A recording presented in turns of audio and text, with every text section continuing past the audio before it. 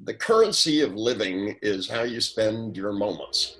And if you spend your moments worrying, and if you spend your moments thinking about bad memories, and you spend your moments being afraid, it adds up really fast.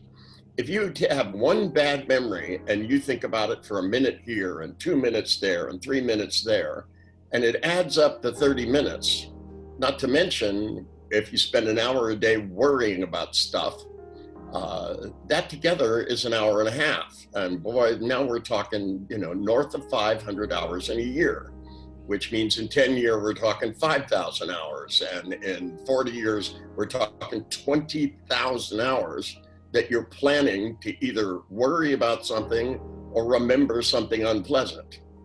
And if you look at it that way, it's astronomical. And when people say, well, I'm not planning to do it, I just do it. Well, that's not really true, because if you're not doing something in your head to make a better plan, then your brain will continue to do what it does. Brain is designed to make things familiar, and whatever's familiar, it keeps doing until you have a way of altering it.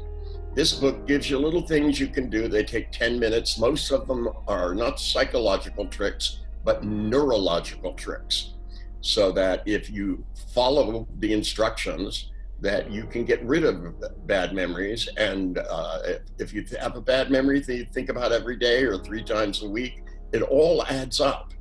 And if you can make it so that that memory stops popping up by itself just by doing something that takes 5, 6, 7 minutes.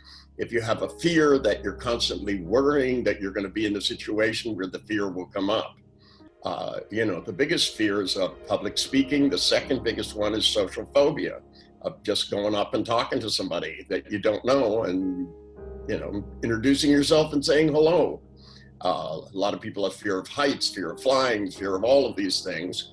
And if you can do something that takes 15 minutes and get all that time back, then you can make a big plan. You can swap all of this wasted time and make a plan to become more positive. There's a day where you increase your confidence, and there's a day where you build new beliefs, and a day where you make a longer range plan where you go into the future and build something you're really drawn to.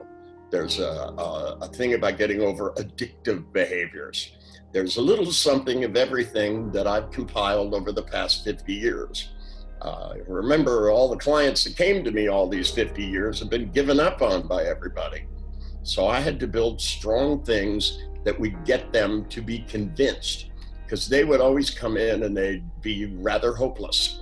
And I found out if I could convince them, and there's nothing more convincing than having something change. And if you change the way you think, changes the way you feel, and therefore it changes what you're capable of doing. And overwhelming delusions of understanding can be a big trap. If you understand yourself, or you understand your problems, you understand why you are the way you are, then you probably aren't making a plan to be a different person. And the one thing you are is your brain is a learning machine. We are an adaptive organism. We adapt to everything. If you take a human being and you put them at 7,000 feet, their blood will get thicker so that they can stay warmer with less clothes. If you put them where there's less oxygen, their blood will get thinner, and they can breathe better.